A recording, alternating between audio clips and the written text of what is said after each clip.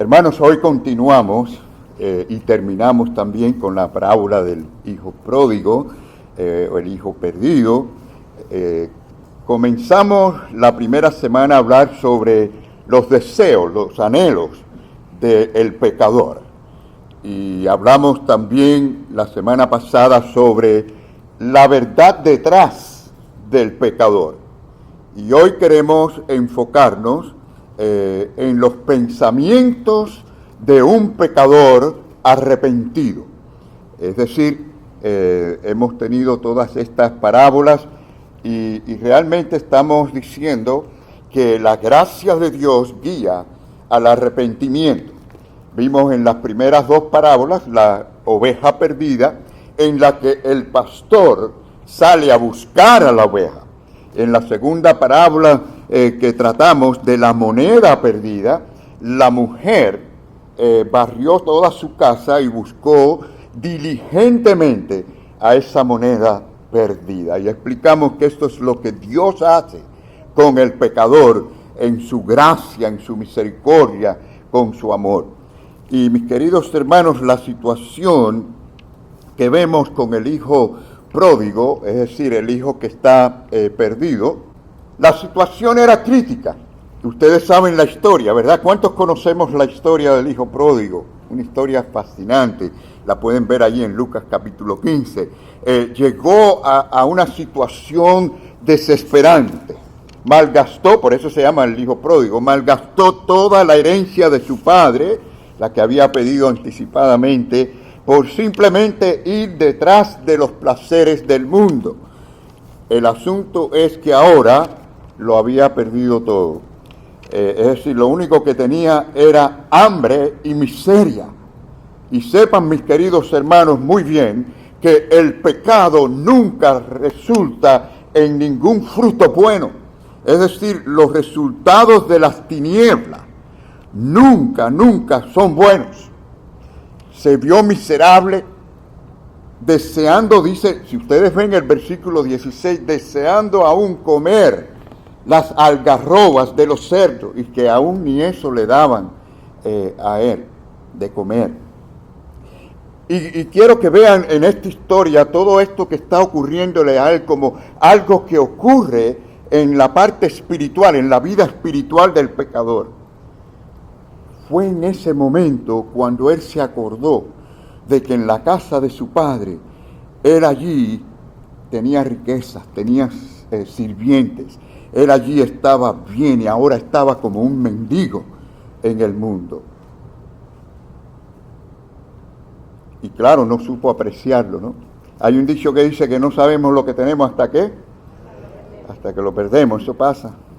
Y hermanos, miren también, vemos que en medio de esta situación le ilumina un rayo de luz. Esta es la gracia de Dios obrando en él, ¿no? O sea, era como si el sol hubiera salido por primera vez en su vida, es decir, en su alma. Allí brotó una esperanza que él no había experimentado. Dice la historia, ustedes lo van a ver, lo vamos a ver en versículo 16, que fue cuando él volvió en sí.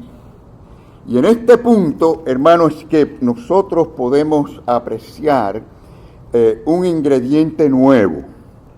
¿Cuál es este ingrediente nuevo? Bueno, se nos permite a usted y a mí a entrar en la mente de este joven para ver sus pensamientos. Vamos a poder leer lo que él pensaba, es decir, antes de hablar en alta voz, habla consigo mismo, tiene un monólogo, y allí podemos ver sus pensamientos. Interesante, porque quedamos maravillados al ver que algo extraordinario ha ocurrido.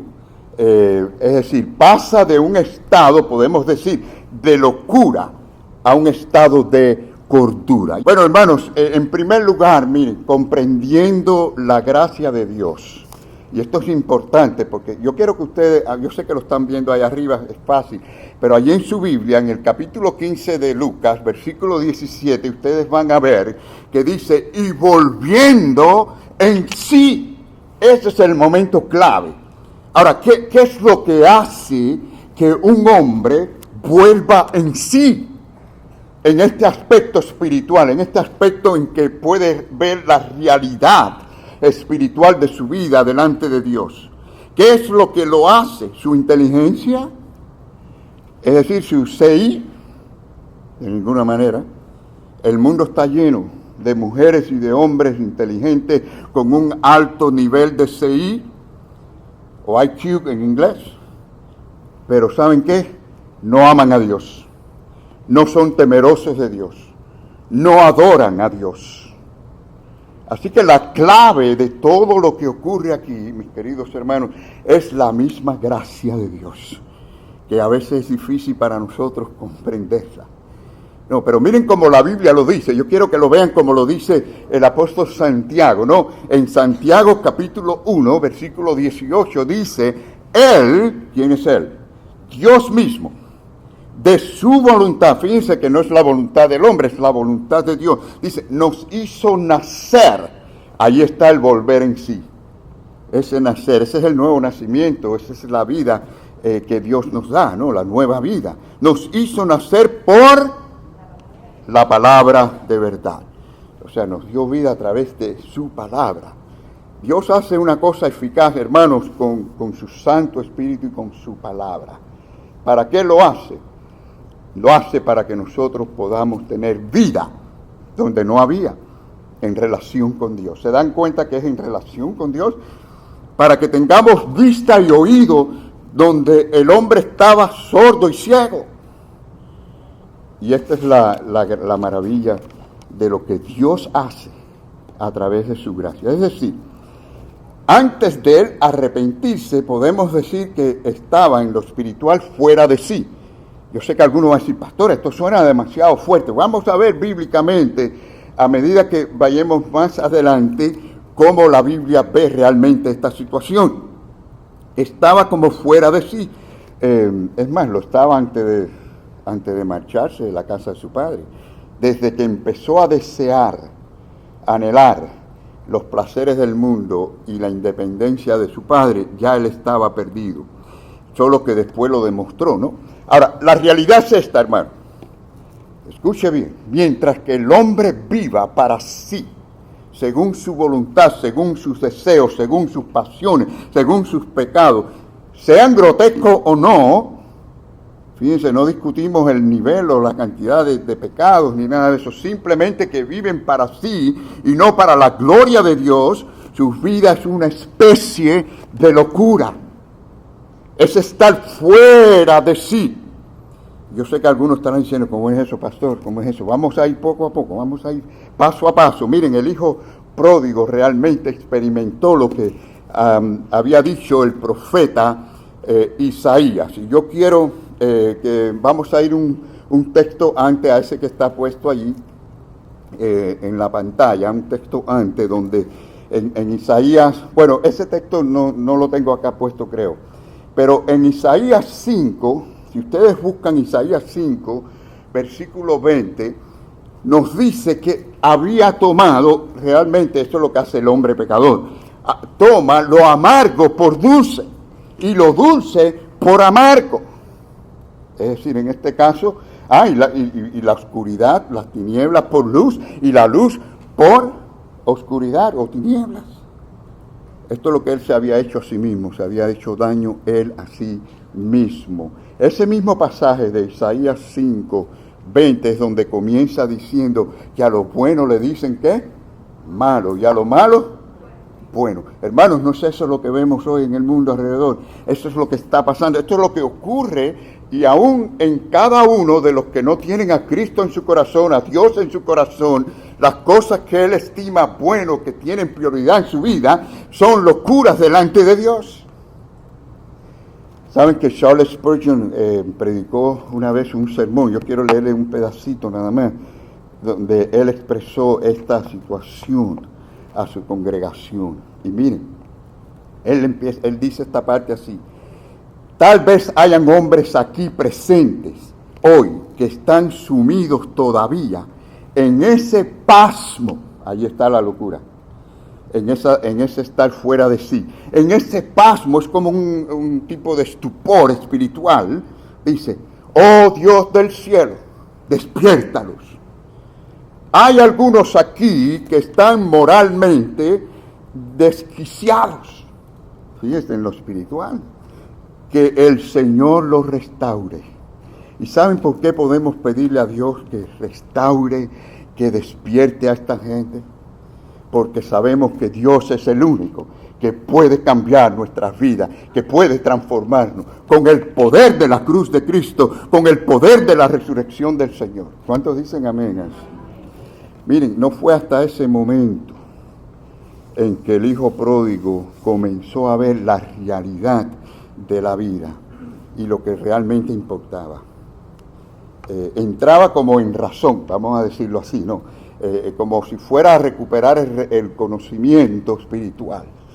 Señores, quiero decirles que la vida sin Dios es una especie de locura, es una especie de demencia espiritual.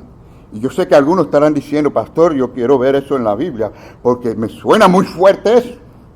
Mire, la vida en pecado es un trastorno del diseño de Dios. Y vamos a ver algunos pasajes que quiero compartir con ustedes. Su camino es locura. O sea que el camino del pecador es un camino de necedad que nos lleva a la muerte eterna. Eso es locura delante de Dios. ¿Cuántos recuerdan la historia de Aarón y María? Aquella situación en que Aarón y María murmuraron contra Moisés. Recuerdan porque Moisés se casó con una mujer cusita. Y bueno, ¿qué quiere decir esto? No, los cusitas eran de Cus, una aldea medianita. Y por lo tanto ellos despreciaban a esta gente y simplemente lo único que hicieron fue murmurar. Cualquiera diría, ay pastor, pero eso no es nada, cualquiera murmura de otra persona. Bueno, pues miren, a Dios le desagradó tanto que murmuraran contra su siervo Moisés que le cayó una lepra a María. ¿Ustedes recuerdan esa historia, hermanos? Bueno, cuando reconocieron ese pecado, ¿saben cómo Aarón respondió? ¿Cuál es la primera palabra que dice? Entonces no me digan que yo la estoy inventando. La Biblia habla, y les voy a dar varios versículos más, donde se reconoce como una locura actuar de cualquier manera que sea en contra de la voluntad de Dios. Locura. Dice, locamente hemos actuado y hemos pecado. Y eso es maravilloso cuando alguien puede reconocer su condición espiritual. Eso es parte del proceso de la gracia de Dios. También lo encontramos en la Biblia cuando Samuel corrige a Saúl. ¿Recuerdan también esa historia, hermanos? Miren, cualquiera diría, ay, pero qué cosa tan sencilla. Miren, Saúl simplemente se adelantó a hacer una adoración a Dios antes que llegara el profeta. Y por eso solamente, en un ambiente de guerra, en un ambiente militar, Dios le había dicho esperar por el profeta. Y él no tuvo la paciencia y actuó de esa manera en contra de la voluntad de Dios. Algo tan simple. Y allí vino el profeta y claro, le dice, mira, vas a perder el reino. Simplemente por eso. Ahora, cualquiera diría, pastor, pero ¿cómo es posible? Qué duro. Miren, Dios es el mismo ayer, hoy y siempre. Si ustedes van al Nuevo Testamento, Ananías y Zafira cayeron muertos simplemente por una mentira. ¿Qué les parece, hermanos? Miren, entonces le dice, miren lo que dice la palabra del Señor que le dijo Samuel a Saúl, locamente has hecho. ¿Se dan cuenta, hermanos, cómo Dios ve en lo espiritual cuando nosotros no hacemos la voluntad de Dios? Cuando las prioridades nuestras no se ajustan a la de Dios, es como para Dios una locura. Todo lo que es con cordura, con discernimiento, es según la voluntad de Dios. Ahora, no me malinterpreten, yo no estoy hablando que mentalmente la persona está loca. Esto es un asunto espiritual en relación a la voluntad perfecta, divina de Dios. David, por su parte, cuando él confesó, miren lo que confesó David. Dijo, he hecho muy, ¿qué? Locamente. Una locura. ¿Verdad? Sin discernimiento espiritual. Miren, el pecador no arrepentido está como fuera de su juicio delante de Dios. Y es la fe y es el arrepentimiento el medio que Dios usa para que nosotros podamos ver la realidad espiritual. Así que, hermanos, en ese sentido debo decirles que el arrepentimiento no es algo difícil para aquel que en el que la gracia de Dios obra. Se arrepiente, se humilla. De la misma manera, el que tiene a Dios en su corazón no le debe ser difícil el perdonar a aquel que se arrepiente, ¿no? Porque esto es algo que debe ser natural, brota del corazón que tiene a Dios. Y es así con todo pecador en cuanto a Dios. Ellos ven el mundo, hermanos, ven la vida por una óptica diferente al creyente. Es decir, esa ausencia de Dios en el corazón del hombre es lo que le ciega, es lo que le oculta ver la realidad espiritual. Y por lo tanto pueden creer que están bien, que van por un buen camino, ¿no? Así que la reflexión es el primer paso. Dios utiliza ese volver en sí. Eso es una reflexión espiritual, ¿no? El hijo se miró y dijo, aquí perezco de hambre, en el versículo 17. Aquí me voy a morir de hambre. ¿Saben? Eso es exactamente lo que ocurre con el pecador cuando se ve delante de Dios. Yo me voy a morir.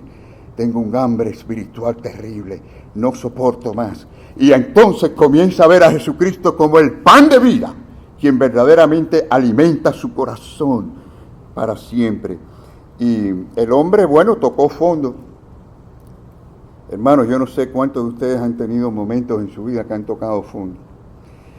Pero a veces Dios utiliza esos momentos para que nosotros podamos mirar al cielo y reconocer que solo Dios nos puede ayudar. Reconocer que Él es un Dios bondadoso, bueno, confiemos en Él y le busquemos en arrepentimiento. ¿Se imagina si el hijo pródigo no hubiera caído en esta situación y sigue con el derroche y con los placeres del mundo? Pero Dios utilizó esas circunstancias para que él viniera a reconocer su necesidad. Ustedes recuerdan al principio como para él no había nada más inteligente que independizarse de su padre. No había nada más sabio que llevarse todo el dinero, la herencia, y disfrutar el mundo, porque él iba a ser su propio mayordomo, ¿no?, de las cosas. Pero ahora se nos ve una parte de la historia muy diferente. Él ve todo el trastorno de sus decisiones y entra allí la gracia de Dios y dice que él vuelve en sí.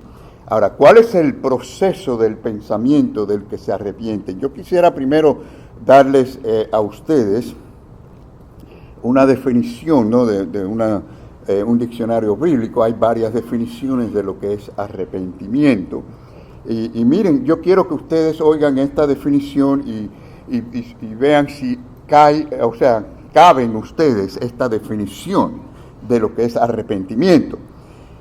El arrepentimiento para vida es una gracia salvadora por la cual un pecador, con un verdadero sentimiento de su pecado, es decir, conciencia, culpabilidad por su pecado, y a la vez dice, comprendiendo la misericordia de Dios en Cristo, con dolor y aborrecimiento de su pecado, se aparta del mismo para ir a Dios, con pleno propósito y esfuerzo para una nueva obediencia, nueva vida. ¿Te describe esto a ti? ¿Viniste al Señor así, reconociendo tu necesidad y viendo a la vez la misericordia de Dios? Allí se presentan estos dos elementos. La primera parte es cómo el hombre siente culpabilidad, pero no se queda allí, sino que ve también, y es el segundo punto en esta mañana, hermanos, comprende la misericordia de Dios hacia él en Cristo. Y por eso dice allí la palabra en la historia, que él dice, me levantaré e iré a mi Padre. Hermanos, saben que la fe sin obra es muerta. Ustedes saben eso, ¿verdad? O sea, que el que tiene esta verdadera fe se mueve hacia las cosas de Dios. Y por eso no nos extrañe que dice, me levantaré e iré. El que tiene fe en Dios se mueve a obedecer a Dios, a buscar a Dios, a hacer las cosas que le agradan a Dios. Mucha gente dice, tengo fe en Dios. Y lo que tienen es un lindo sentimiento. Pero eso no tiene nada que ver con la fe. La verdadera fe envuelve el cognitivo, la parte del entendimiento de lo que Dios dice. Porque uno pregunta, bueno, ¿en qué tiene fe? ¿Cuál es esa fe? ¿Dónde está la base de esa fe? Y tiene que ser, hermanos, en lo que Dios dice, en su palabra, en sus promesas. Nadie puede tener una verdadera fe en Dios si no tiene una verdadera fe en lo que Dios dice, en su palabra, en su voluntad. Por lo tanto, hay que entender esto cuando hablamos de fe. Y él dice, me levantaré e iré. Fíjense que hasta ahora había hecho todo lo opuesto. Hasta ahora la actitud es, me levantaré, huiré de mi padre, de la casa de mi padre. No quería nada que ver con el padre, pero ahora en este monólogo vemos sus pensamientos y vemos que hay un verdadero proceso de arrepentimiento, hay una forma nueva en su vida. Ya no más huir, ya no hay más excusas. Saben que somos expertos en excusas, ¿no? Los seres humanos se excusan por cualquier cosa, ¿no? Por lo que hacen y dejan de hacer, y se excusan realmente. Pero la realidad era una sola para él, y tenía que enfrentarse a esa realidad. Su pecado, y a la vez deseaba la reconciliación con su padre. Ahora, él está diciendo en unas palabras, ¿no? En otras palabras, yo tengo problemas, y mi padre es la única solución para mí, la casa de mi padre. Es decir, como que meditó no solo en la capacidad del padre de resolver el problema, sino también en la bondad del padre, es decir, la disposición del padre a resolverle el asunto. Y hermano, así es con Dios. Es decir, Dios no solo es poderoso para perdonarnos, sino que tiene el deseo en su corazón de perdonarnos. Por eso dice la palabra que Él no quiere la muerte del que muere, en Ezequiel capítulo 18. Pero vamos a volver allí a Lucas 15, ¿verdad? Lucas 15, 17, porque Él decía en su mente, miren lo que Él decía: ¿cuántos jornaleros en casa de mi padre tienen, qué? Abundancia de pan, y yo aquí perezco de hambre. Wow. Bueno, una persona puede sentir el peso de culpabilidad, ¿no? Y a la vez no comprender la misericordia de Dios, no tener entendimiento de que Dios lo puede limpiar, perdonar y sanar realmente. Miren, hermanos, las cárceles están llenas de gente así. El mundo está lleno de gente así, que sienten culpabilidad, pero realmente no han confiado en la bondad de Dios, en la misericordia de Dios. Por lo tanto, no es más que un fracaso en ese sentido. Tener todo ese entendimiento, pero no entender la bondad de Dios, es un verdadero problema y un fracaso. Él dice, me levantaré e iré a la casa de mi padre, ¿no? Recuerdo a Judas Iscariote. ¿Saben? Judas Iscariote sintió culpabilidad, ¿sí o no? Pero que hizo todo lo contrario a lo que debía hacer. Fue y se quitó la vida, porque no confió en la bondad y misericordia de Dios. Y por cierto, Judas Iscariote en sus 3 años con Jesús pudo ver a Jesucristo ser bondadoso con los pecadores. Incluso cuando le dijo al paralítico, tus pecados te son perdonados. En cambio, no vino a Jesucristo, no vino al Señor arrepentido. No confió en las promesas del Señor. ¿Cuántos aquí hoy confiamos en las promesas de Dios, de un Dios que nos perdona, un Dios que nos limpia? Gloria a Dios, bendito sea el Señor. Hermanos, observe el contraste con el salmista cuando él expresa lo siguiente. Dice él, miren hermanos, si mirares a los pecados, ¿quién, oh Señor, podrá mantenerse? Ustedes se imaginan, si Dios solamente mira nuestros pecados, aquí no estamos nosotros un segundo más. Nos consume. No respiramos ni un momento más. Pero aquí viene un buen pero. Ustedes saben que los peros son importantes en la vida, en la Biblia. Hay peros que son para decir algo malo y hay peros que son para decir algo bueno, ¿no? Cuando me llamó la doctora para darme el resultado de la biopsia de las tiroides, los nódulos, me dijo, el lado izquierdo dio negativo. Y entonces dice, pero Ya uno dice, bueno, ya en los oídos atentos, hay un pero, y no quieres oír un pero. Pero el lado derecho dio inconclusivo, no fue concluso, y lo que hicimos fue un examen de la ADN para ver la posibilidad de que fuera maligno. Y entonces ella me dijo, su ADN da que solamente un 3% de posibilidad usted pueda tener células cancerosas. Por lo tanto, decimos que es negativo. Ok. Pero, de todas maneras, vamos a hacer otra biopsia de aquí a 2 o 3 meses. Está bien, pero no era un pero completamente malo, ¿verdad, hermanos? De todas maneras, siempre estamos en las manos del Señor, ¿verdad? Y tranquilo en ese aspecto. Pero fíjense, hermanos, los peros son importantes en la Biblia. ¿Y qué dice este pero? Pero en ti hay perdón. ¿Cuántos dicen amén? Para que sea reverenciado. No es para que usted se vanaglorie, qué bueno yo soy, Dios tuvo gracia sobre mí. No, hermanos, para que glorifiquemos su nombre, para que vivamos para Él, para que le honremos, para que alabemos su santo nombre. Esto es reverenciar a Dios para una vida cambiada, ¿no? Y qué dulce es cuando experimentamos el perdón de Dios.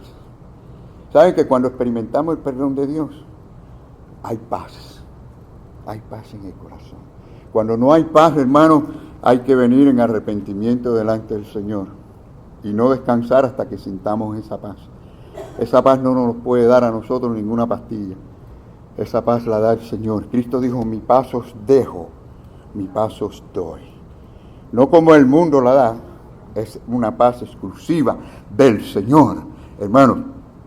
Entonces, fíjense que pensar en lo que somos, pensar en lo que hemos hecho, sin pensar, sin el arrepentimiento, sin pensar en la misericordia de Dios, es un fracaso. Miren como dice el salmista, acabamos de leer ahí, dice, ¿quién podrá mantenerse? ¿No? Y claro que nuestro personaje ahora acá comienza a pensar en los jornaleros que había en la casa de su padre, ¿no? Y él ve que hasta ellos la tenían bien en comparación a él. ¿Quiénes eran los jornaleros? Bueno, estos no eran obreros fijos, no eran los siervos fijos de la casa de su padre, ¿no? Los jornaleros, bueno, el nombre lo dice, son gente de jornadas, o sea, pasaban por temporada, pero él está viendo que aún así el padre era bondadoso con ellos, les daba trabajo y la tenían bien, y él estaba en miseria. ¿Cuánto más los que eran siervos fijos? Y así comienza esa obra de arrepentimiento en él, a apreciar la bondad y la misericordia de Dios. Y entonces, bueno, empieza a albergar las ideas correctas acerca de su padre. Entonces pensó, si voy a mi padre pidiendo misericordia, al menos me conformo con ser como uno de los jornaleros. Y es como decir que el menor en el reino de los cielos, hermanos, es más rico y está mejor que el príncipe más poderoso de la tierra, ¿no? ¿Saben cómo dice David? Miren este pasaje, qué lindo este pasaje, hermanos. Ojalá que muchos cristianos, dije, fíjense, no del mundo, cristianos mismos puedan decir como David este pasaje.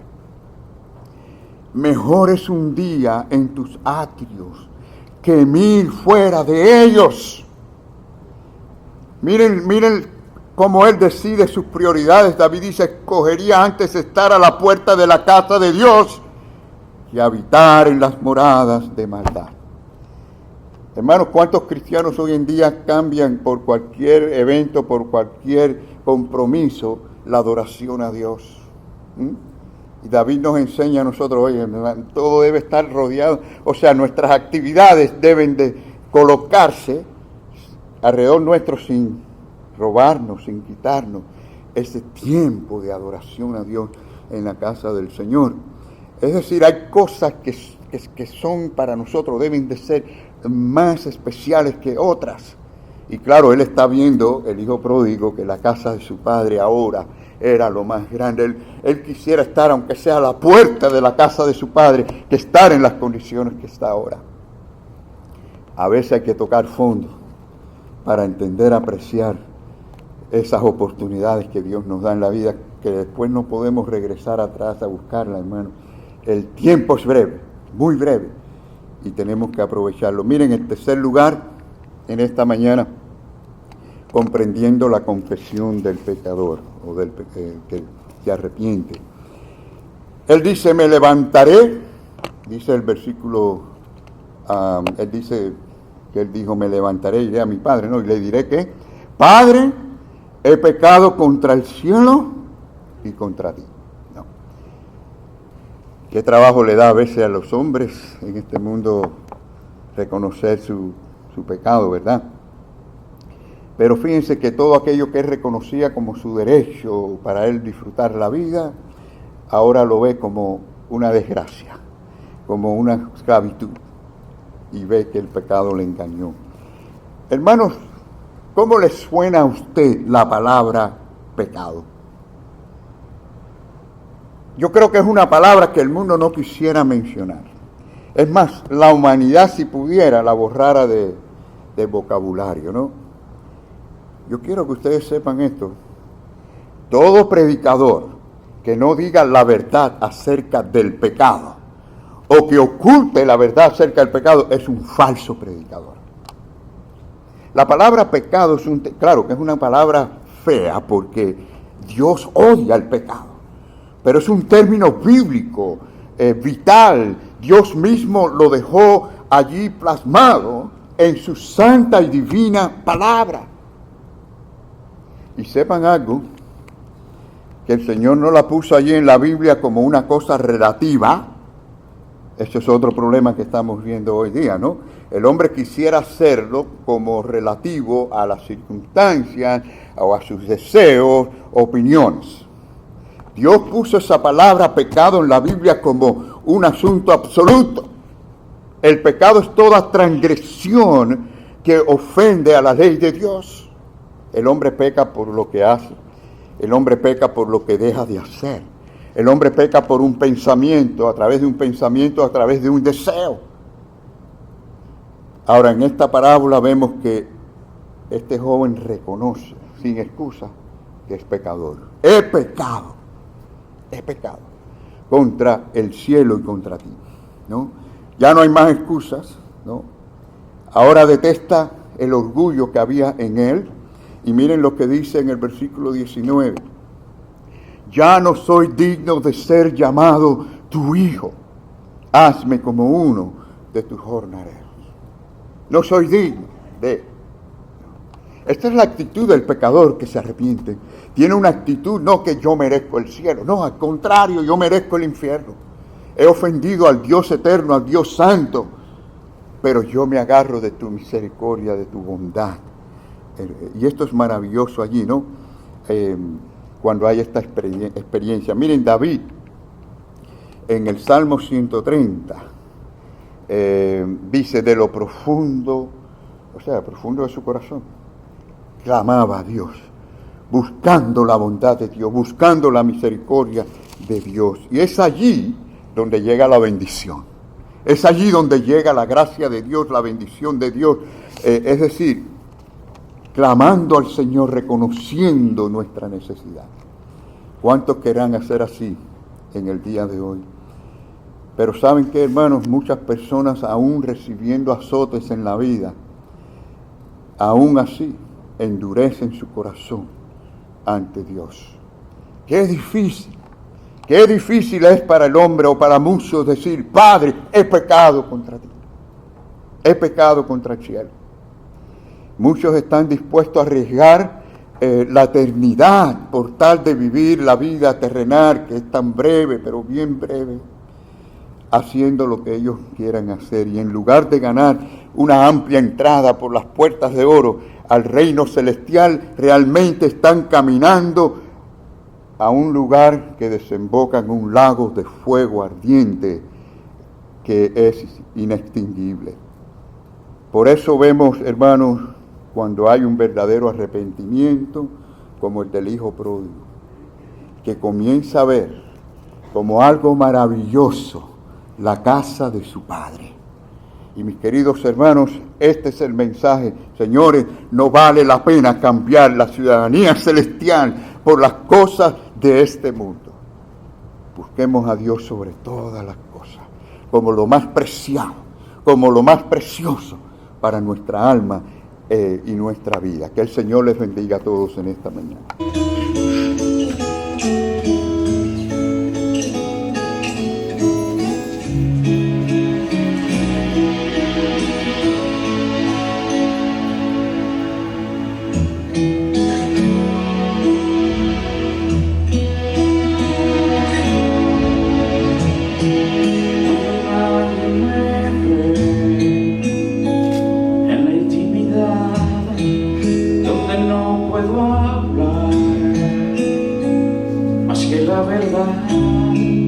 Donde no hay apariencias,